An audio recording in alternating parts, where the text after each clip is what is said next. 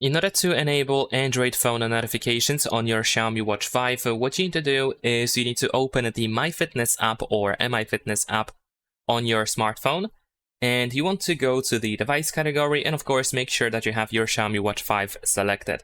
Now over here we should be able to go to notifications and calls, and then here we have app notifications. Of course you want to make sure that app notifications are enabled. Secondly, over here we also have notify only when worn. If that option is enabled, if you don't wear your smartwatch, you might not receive notifications on your smartwatch. And also it is possible that even if you wear your smartwatch, you might not be able to receive notifications, and this might be the reason why. Especially if you have tattoos or something on the wrist where you wear your smartwatch. So you might want to turn this option off, although it is not necessary most of the time.